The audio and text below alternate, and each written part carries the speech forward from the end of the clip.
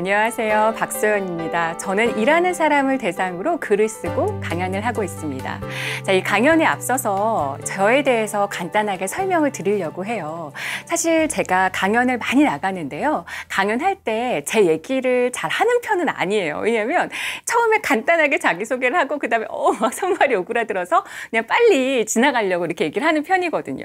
그런데 지금 이 EBS 강연은 길잖아요. 그래서 이제 시청자분들께서 또 여러분들께서 이 강연을 오랜 시간 동안 저와 함께 하실 텐데 강연을 듣기 전에 뭐 너는 좀 일 좀 잘하니? 뭐 이런 얘기를 좀 이렇게 안심을 드리기 위해서 저에 관련돼서 간단하게 설명을 하고 들어가겠습니다.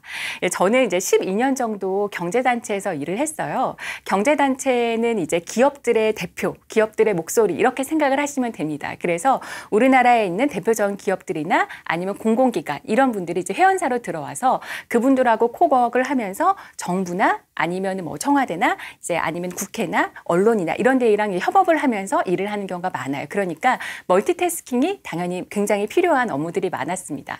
그러면 제 업무들이 주로 이제 세 가지가 있는데요. 어떤 거가 있었냐면 첫 번째는 이제 산업연구예요. 산업연구에는 어떤 분야가 있었냐면 이제 우리나라 전통 제조업 이나 아니면 유통사 같은 경우도 있었지만 미래 산업에 있을 때는 우리나라의 다음의 먹거리 산업이 어떤가라는 거를 찾아내고 그다음에 그거를 이루기 위해서는 어떤 정책적 지원이 필요하다. 선진국은 이렇게 지원을 하고 있다라고 하는 것들을 조사해서 또 정부에 건의하고 또 그 기업의 목소리도 모으고 하는 업무들을 했습니다. 자, 두 번째는 이제 국제 업무인데요. 이제 대통령이 이제 해외 순방에 나가는 거 이제 보셨죠. 이제 그런 걸 보면은 경제인들도 같이 나갑니다. 그걸 경제 외교라고 하는데요. 경제인들도 같이 나가서 우리나라 경제인들하고 그다음에 해외의 경제인들, 그러니까 각 국가의 수장들을 모시고 경제인들끼리 회의하는 경우가 있어요. 그래서 그 회의의 아젠다를 발굴하고 그다음에 어떻게 그 양국이 어떻게 협력할 것인가라는 투자 계획도 서로 나누고 하는 그런 업무들을 지원을 했고요. 세 번째는 이제 기획실의 업무가 있었어요. 기획실이라고 말해도 되고 경영지원실이라고 말을 해도 됩니다. 조직마다 이제 이름이 성격이 다른데요. 경영진을 보좌하는 업무라고 생각하시면 이제 크게 틀리지 않을 것 같아요. 그러면 여기 기획실에 있게 되면 배우게 되는 게 어떤 거냐면 어떤 기준이 그 조직에서 성과를 내고 그다음에 어떤 기준이 조직에서 인정을 받는가라고 하는 기준을 알게 돼요. 왜냐하면 이제 많은 정말 파트장님들 그러니까 리더, 팀장급에 해당하는 분들이나 임원분들이 다 열심히 하세요. 다 열심히 하시는데 이제 기획실에 올라오셔가지고 경영진한테 보고하실 때 또는 임원들한테 보고하실 때 너무너무 혼나는 일이 많은 거예요. 근데 그분들은 뭐가 잘못되는지 정확하게 모르시거든요. 아, 이건 이래서 이상하고, 이래는 이래서 이상하고 이러면서 이제 소위 트집만 잡고서 이제 클라이언트도 마찬가지죠. 그러니까 이게 어느 방향으로 일해야 될지 몰라서 막 난감해 하시는 분들이 많이 있단 말이에요. 그런데 어떻게 하면 일을 잘할 수 있는 것인가? 그다음에 조직에서 또는 우리가 클라이언트한테 어떤 프로젝트를 제안하거나 일을 할 때 어떻게 하는 게 바른 방향인가에 대해서는 가르쳐주는 분들이 많이 없어요. 왜냐하면 첫 번째는 너무 꼰대 같잖아요. 그래서 저도 회사에 있을 때 저희 후배들한테는 거의 가르친 적이 없어요. 물론 이거 보고서 어떻게 써요? 그다음에 이거 어떻게 해요? 그다음에 이거 뭐 그 행사는 어떻게 진행해요? 라고 말하면 큐시트도 보여주고 매뉴얼도 주고 이렇게 설명도 해주고 이랬지만 이렇게 일하면 조직에서 인정받는 거야. 이렇게 했으면 안 되는 거야 라는 말은 거의 한 적이 없어요. 왜냐하면 그렇게 말하면 잔소리 같잖아요. 그래서 제가 알고 있어도 말 아직 못하는 경우가 대부분 많았습니다. 그 다음에 그 파트장 또 있는 이렇게 팀장들이나 임원들 같은 경우도 마찬가지예요. 경영진한테 보고를 하는데 경영진이 당신은 이게 문제야 라든지 당신이 이렇게 프로젝트 하는 거는 이것 때문에 다른 팀에 비해서 인정을 못 받는 거야 라는 말을 솔직하게 해줄 수가 없어요. 그래서 이 몇 번 이렇게 뉘앙스를 얘기하거나 아니면 어떤 건 몇 번 말해보는데 못 알아듣는 눈치다라고 말하면 그냥 그 수준에 맞는 일만 시키고 그 다음에는 이제 이 사람은 더 이상 올라가지 못하는 거예요. 그런데 이분은 억울하죠. 분명히 내 프로젝트 잘했다고 했고 그 다음에 이거 좋았다고 했는데 그 다음 계약이 없는 클라이언트 입장에서는 그 다음에 계약이 없다든지 아니면 상사 입장에서는 저 사람은 S를 받고 나는 C를 받는 거예요. 분명히 뭐 잘했다고 해놓고. 그래서 이게 뭔가라고 하는 경우들이 있거든요. 그래서 이런 경우에 물론 이제 위의 변덕 때문에 이렇게 되는 경우도 있지만 많은 경우에는 업무를 좀 잘못하고 계시는 분들이 있어요. 그래서 오늘은 그거에 대해서 말씀을 드릴 겁니다.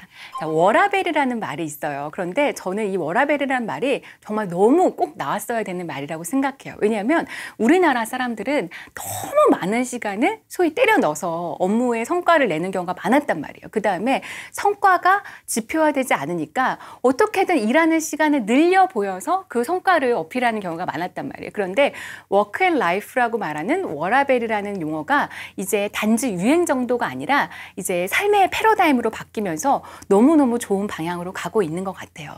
지금 예전에는 워라밸을 얘기하게 되면은 그게 정말 불과 몇 년 전이에요. 워라밸을 얘기하게 되면은 아, 쟤는 뭐 조직에서 그렇게 크게 성공할 생각이 없거나 아니면 업무에 좀 로열티가 없거나 이렇게 생각했단 말이에요. 되게 아웃라이어들로 보였어요. 그런데 지금은 그렇게 말하는 게 상식이 됐죠. 그래서 물론 조직에서는 여전히 리더분들은 아, 제가 워라밸 없이 일해줬으면 좋겠다라는 마음이 있겠죠. 그러나 이제 그거를 말할 수 없게 되었어요. 뭐 소망은 누구나 품을 수 있잖아요. 그런데 이제 그렇게 막 말하면서 아, 이번에 승진했는데 아니면 이렇게 좋은 직장 들어왔는데 그다음에 이렇게 중요한 프로젝트가 들어왔는데 좀 이렇게 영혼을 갈아서 일을 해야 될 거 아니냐 이런 말을 감히 할 수 없게 되었고 그런 말을 하게 되는 순간 이제 인사부에서 이제 메일이 날라옵니다. 메일이 날라와서 부장님 그런 말씀을 하셨다는 얘기를 들었는데 동료 평가에서 C가 나왔습니다. 뭐 이런 얘기가 나온단 말이에요. 그래서 워라밸이라고 하는 게 단순히 트렌드가 아니라 패러다임으로 바뀐 거는 정말 좋은 현상인 것 같아요. 그런데 문제가 뭐냐면 워라밸이 너무 퇴근 이후에 대해서만 얘기를 하고 있는 거예요. 퇴근 이후에 뭐 내 취미 생활을 즐기고 퇴근 이후에 뭐 요리를 배우고 퇴근 이후에 가족들하고 시간을 보내고 이렇게 퇴근 이후에 대해서만 집중을 하고 있단 말이죠. 더 극단적으로 보면은 퇴사, 그러니까 이 직장 이후에 대해서만 얘기하고 있는 경우가 되게 많아요. 그런데 퇴근 전의 시간이 저희가 불행한 채로 놔둔 채 퇴근 이후의 시간에 집중하게 되는 거는 사실 진짜 워라밸이라고 말할 수가 없어요. 제가 왜 그런지 보여드릴게요. 35대 65예요. 자, 이게 무슨 말이냐면 한국 사람이 성인이 평균 6.8시간 정도 자거든요. 그러면 저희가 깨어있는 시간, 그러니까 9 to 6로 일한다고 쳐도 아침에 좀 출근 준비하고 그다음에 왔다 갔다 뭐 가까이 있는다고 하더라도요. 그래서 최소 시간을 뺀다고 치면은 저희가 깨어있는 시간에 65%가 일하는 시간이군요. 35%가 일 이후의 시간이에요. 자, 그러니까 거의 2배 차이가 나잖아요. 깨어있는 시간으로 기준으로 하면. 그러니까 일하는 시간은 막 너무 불행하고 너무 힘들어요.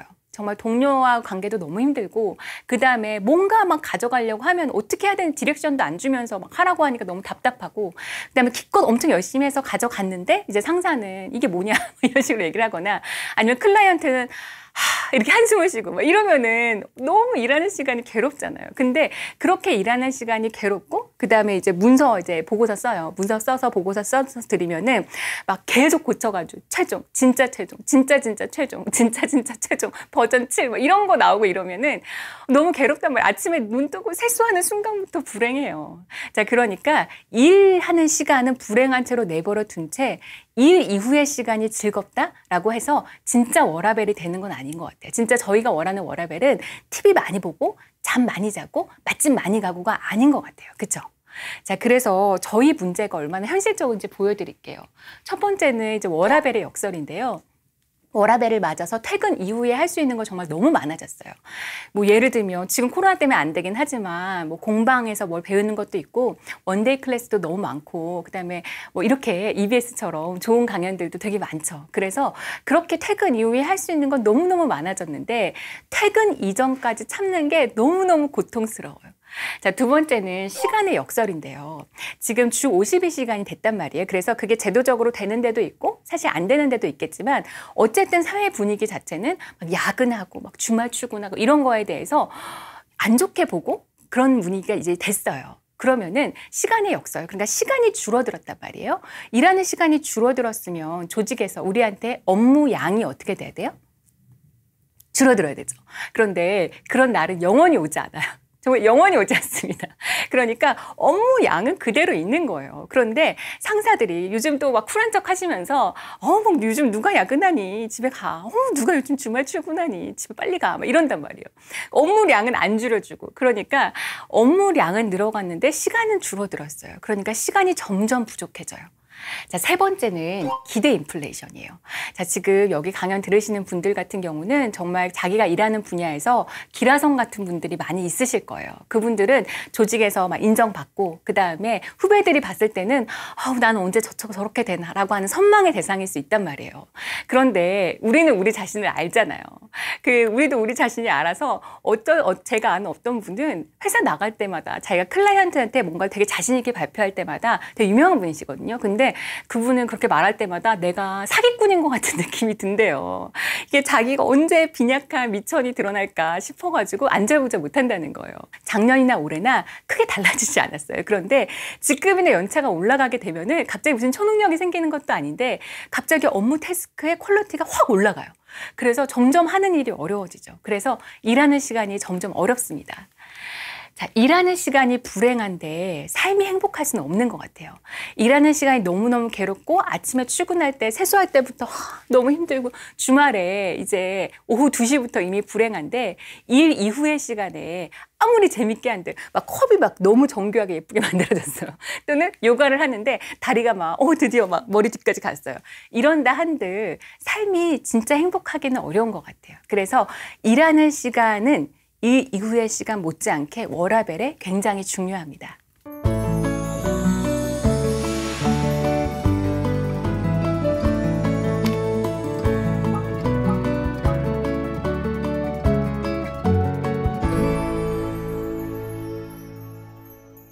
자, 그러면 일을 잘한다는 거. 자, 이게 뭐냐? 도대체 일을 잘한다는 게 뭐냐?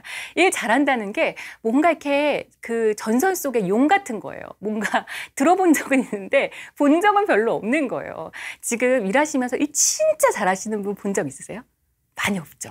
그래서 일을 잘한다는 거에 약간 좀 거품이 있는 것 같아요. 자, 일을 잘한다는 게 어떤 건가? 저희가 일 잘하는 사람, 이 강연을 들으신 분은 이제 어쨌든 좀 일을 잘해보겠다라고 하는 분들이 이제 들으실 텐데, 일 잘하는 사람에 대한 저희가 미묘한 감정이 있어요. 일 잘하는 사람이 되고 싶긴 한데 또 그렇게 되고 싶지는 않은 거죠. 왜냐하면 일 잘하는 사람이라고 생각할 때 드는 많은 생각이 뭐냐면 일을 많이 하는 사람으로 떠오르는 거예요. 그래서 일 잘하는 사람이 뭔가 그 드라마 속에 이제 실장님처럼 이렇게 막 착착착 처리하고 내가 알아서 할게 막 이렇게 하는 그런 느낌도 있지만, 또 하나는 회사 내에 저 사람이 없으면 회사가 안 돌아가니까 뭐만 하면 저 사람한테 일이 다 가는 거예요. 그래서 일을 잘하게 되면은 막 일을 다 떠넘게 될 것 같은 거예요. 그래서 일 잘하게 되면은 일을 잘하게 되고 싶으면서도 왠지 일을 잘하면 내 인생이 망가질 것만 같은 이런 이중적인, 그러니까 양가적인 감정이 있단 말이에요. 그런데 일을 잘한다라고 말했을 때 가장 많이 하는 오해 중에 하나가 뭐냐면 일을 많이 하는 사람을 이제 생각을 하게 돼요. 그런데 일을 많이 하는 사람은 일을 잘하는 사람이 아니에요. 왜냐하면 일을 많이 하는데 일을 잘하기가 어려워요. 제가 그거는 앞으로 이제 계속 말씀을 드릴 겁니다. 사람이 수십 가지 프로젝트를 하면서 잘한다는 거는 거의 불가능해요.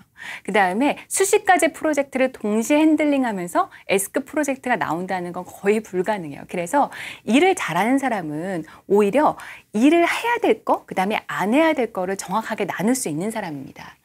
자, 그러면 일 잘하는 사람은 어떤 사람인가? 제가 정의를 내려볼게요. 상대방의 합리적 기대를 꾸준한 결과물로 충족시킬 수 있는 사람이에요. 그러니까 뭔가 막 오버하면서 막 이렇게 하는 이런 게 아니라 상대방의 합리적 기대를 꾸준한 결과물로 충족시킬 수 있는 사람, 이런 사람들을 일을 잘한다라고 얘기를 해요. 제가 하나씩 얘기해 볼게요. 자, 일 잘하는 사람들은 상대방을 알아보는 눈이 탁월합니다. 왜냐하면 저희 업무가요, 지금 직장을 들어오시기 전에, 그러니까 조직에서 일을 사회생활을 하시기 전에는 모두가 내돈내산이었어요. 자, 내가 내 돈을 내서 공부를 했죠. 그래서 내가 그전에도 과제물하고 프로젝트하고 이랬는데요 라고 생각하실지 모르겠지만 다 여러분 돈 내고 하신 거예요.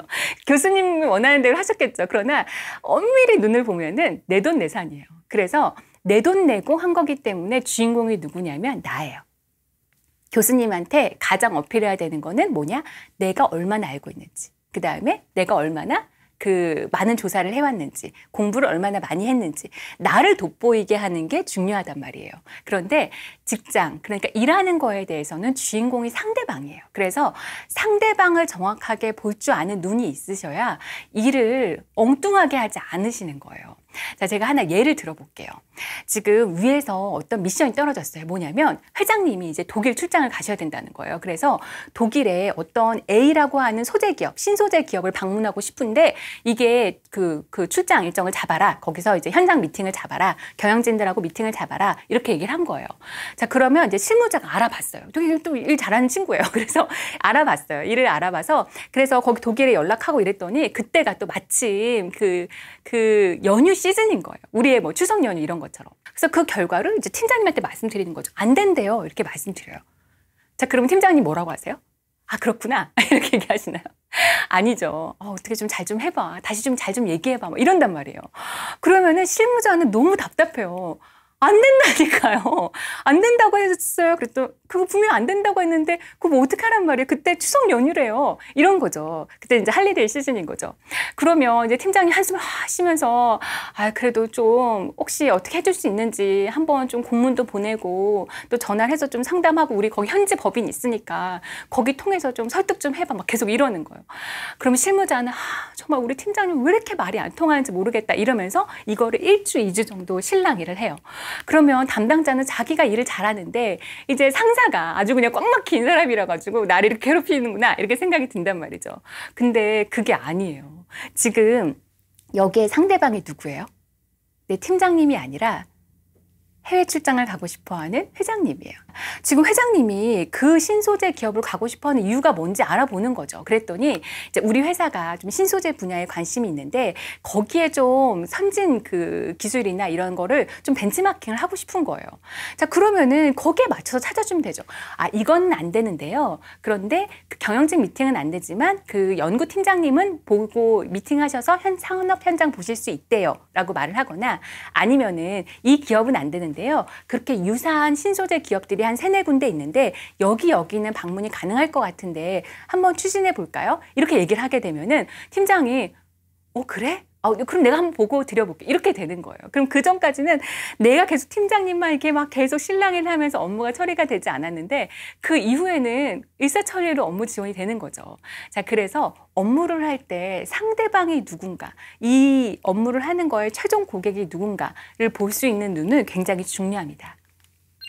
자, 두 번째는 이제 합리적 기대예요. 자, 일하시는 분들이 되게 부담을 갖고 있는 게 뭐냐면 저 사람의 기대와 소망을 착각하시는 게 있어요. 자, 제가 이제 지금 여기 클래스 2의 강연을 왔잖아요. 근데 이제 클래스 2의 강연에 합리적 기대가 있을 거고 그 다음에 이제 소망이 있겠죠. 자, 이제 PD님이 저한테 이제 강연을 요청을 하셨을 때 이제 합리적 기대는 어떤 거냐? 제가 일하는 사람을 대상으로 해서 실질적인 강연을 그 다음에 이제 버벅대지 않고 똑바로 이제 잘 전달해 주는 거. 이게 이제 합리적인 기대인 거죠. 자, 소망은 뭐냐? 이게 강연이 막 갑자기 대박이 나는 거예요. 그래서 1억 뷰가 나오는 거죠. 이래가지고 우리 EBS PD님이 이제 EBS계의 방시혁이 되는 거예요. 그래서 이제 막 대박이 나는 거죠.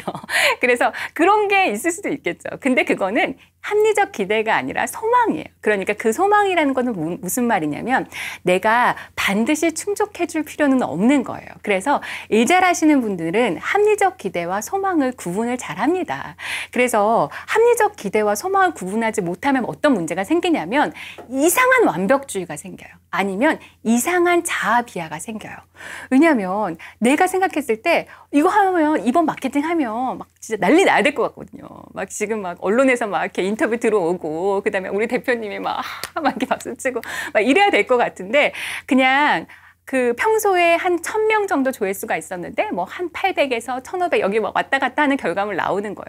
그러면은 이렇게 될 거면 차라리 시작하지 않는 게 낫지 않나 이렇게 생각하면서 계속 검토만 하는 거예요. 그리고 계속 프로토타입을 만들고 있는 거고. 그래서 합리적 기대와 그 다음에 기대, 그러니까 소망 이거를 착각하시게 되면은 문제가 생겨요. 그래서 합리적 기대를 정확하게 충족시킬 수 있는 그 눈이 필요합니다. 자, 세 번째는 이제 꾸준한 결과물을 내실 수 있어야 돼요. 이제 어떤 분들을 보면은 이번에는 진짜 너무 잘해요. 너무 잘해요. 막 너무 잘해서 막 진짜 아까 말했던 막 이렇게 막 박수를 받고 막 이렇게 하는데 그 다음에는 정말 바닥이 돼요. 이런 분들한테는 일을 잘한다라고 말을 할 수가 없어요. 왜냐하면 이거는 하나의 대박을 기대하면서 이제 사업을 하는 게 아니라 업무를 맡기고 그다음에 파트너로서 일을 할 때는 저 사람이 항상 합리적 기대를 비 이상으로는 항상 충족시켜 주겠지라는 생각을 하고서 맡기는 거란 말이에요. 그런데 그런 게 없이 막 잘했다 못했다 잘했다 못했다 잘했다 못했다 이렇게 되면은 정말 중요한 프로젝트는 맡기지가 못해요. 왜냐하면 중요한 프로젝트를 맡겼는데 얘가 진짜 잘할지 아니면 잠수 타서 없어질지 알 수가 없잖아요. 그렇기 때문에 꾸준한 결과물을 낼 수 있는 게 중요해요. 근데 꾸준한 결과물을 낼 수 있으려면 가장 중요한 능력 중에 하나가 뭐냐면 자기 시간이나 자기 에너지를 정확하게 알고 있고 그거를 컨트롤할 수 있는 능력이에요. 일을 못 하시는 분들 중에서 정말 장밋빛 미래를 이렇게 펼치시는 분들이 많아요. 어떤 경우냐면 본인이 그 업무를 하는데 원래 한 이틀 정도 걸려요. 이틀 정도 걸리는데 언제 끝날 것 같아요? 라고 물어보면 6시간이면 될 것 같습니다. 이렇게 얘기를 하는 거예요. 근데 왜 자기 머릿속에는 6시간이면 될 것 같거든요. 이렇게 탁탁 해서 탁탁 하면 되겠지. 이렇게 생각을 해요. 그런데 세상 일이 그렇지가 않습니다. 이게 6시간 동안 그 여러분들을 가만히 놔두지도 않고요. 그 다음에 6시간 동안 그 업무를 하는 동안 계속 변수가 생겨나요. 이 자료가 분명히 있었는데 없어졌어요. 그 다음에 그분이 인터뷰를 그때 해주시기로 했는데 안 해줘요. 이런 식으로 계속 변수가 일어난단 말이에요. 그래서 꾸준한 결과물을 내는 경우는 당연히 자기의 그 시간을 매니징하고 에너지를 매니징할 수 있는 능력이 필요해요. 사실 이건 매니징의 능력이죠. 그래서 일 잘하는 사람은 다시 정리를 하자면 상대방의 합리적 기대를 꾸준한 결과물로 성취할 수 있는 사람이에요. 그러니까 뭔가 되게 막 일을 많이 하고 그 다음에 되게 스타 같은 사람이 아니라 그렇게 말하는 사람들, 그렇게 일하는 사람들을 일을 잘한다라고 얘기합니다. 그러니까 기준점이 조금 낮아지시죠. 네, 그렇게 하시면 좀 마음 편하게 강의를 들으실 수 있을 거예요. 일 잘하는 거에 오해와 착시가 있어요. 잘 맞는 분야를 찾게 되면 내가 일을 잘하게 될까라고 생각하는 분들이 있단 말이에요. 근데 그렇지 않아요. 이게 그래서 내가 이게 업무가 너무 힘드니까 내가 정말 이 분야가 내가 뭔가 꿈에 맞는 어떤 다른 내가 진짜 나를 알아주는 정말 꿈의 그런 직장이 있을 거야. 나한테 진짜 맞는 뭐가 있을 거야라고 생각을 하시는데 물론 그런 경우도 있어요. 자기한테 너무 안 맞는 업무를 하시는 경우도 있어요. 그런데 대부분의 경우는 업무의 로직, 그러니까 업무를 처리하고 그다음 결과물을 내고 하는 로직이 크게 다르지 않아요. 그래서 이 분야에서 잘 안 맞았는데 저 분야에서 굉장히 잘 맞는 경우는 굉장히 드뭅니다. 그래서 내가 지금은 일을 못하지만 기다려봐. 내가 진짜 좋은 팀장가, 진짜 멋진 팀원가, 그 다음에 진짜 괜찮은 분야, 그 꿈의 분야만 찾기만 하면은 내 인생 역전이 생겨날 거야 라고 하는 거는 로또 같은 거예요. 그럴 가능성이 높지 않아요. 그래서 이제 내가 뭔가 꿈꾸는 다른 분야가 있어서 거기로 이제 도망가게 되면 그 유토피아로 가게 되면 내가 일을 잘하게 되겠지라는 경우는 죄송하지만 별로 없어요. 슬프죠. 자, 그리고 자기가 일을 잘한다 라고 했을 때 일 잘하는 걸로 보이는 착시가 있어요. 자, 이 세 가지 착시를 말씀드릴게요. 첫 번째는 뭐냐면 상황의 행운이에요. 뭐냐면 이 조직이 워낙 이 팀이 일 잘하는 팀인 거예요. 그래서 진짜 핵심 업무들을 갖고 있어요. 그래서 그 핵심 업무를 그냥 멀쩡하게 굴리기만 해도 항상 여기는 이렇게 빛이 나는 거예요. 왜냐면 회사에서도 자원이나 마케팅이나 이런 거를 이렇게 밀어주는 사업들이 있어요. 그래서 거기에 이제 올라탔다라고 말하면 소위 그 해의 대박 사업에 올라탄 거기 때문에 잘 될 수밖에 없어요.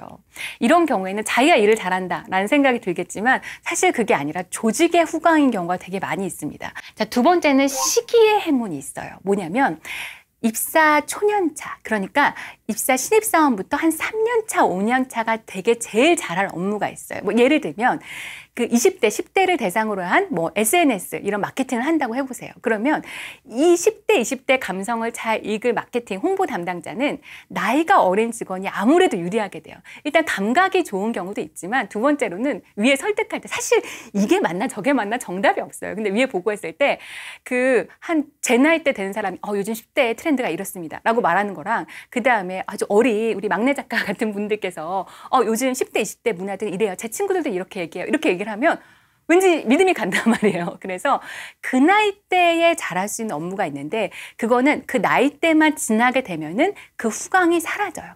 그래서 내가 어린 나이인데 잘하게 될 수 있는 업무가 있고 그 업무가 3년 차에서 5년 차일 때 가장 빛이 나는 업무가 있어요. 그런 경우에는 내가 일을 잘하는 것처럼 보이지만 시기가 정해져 있죠. 자, 세 번째는 이제 바쁜 하루예요. 하루 종일 막 메일 쓰고 전화 받고 막 이러느라고 하루 종일 엄청 바빴어요. 그럼 엄청 바빴으면 내가 일을 되게 잘한다고 생각한단 말이에요. 그런데 많은 경우에 그렇게 바쁘게 일하는 거를 보면은 일을 잘못하고 있는 경우가 많아요. 그러니까 처음부터 정확하게 디테일하게 매뉴얼을 줘서 전달했으면 그런 문의 전화가 안 왔을 텐데 일단 띡 보내놓고 막 전화가 막 난리가 나는 거죠. 불투 막 전화가 막 폭주하는 거죠.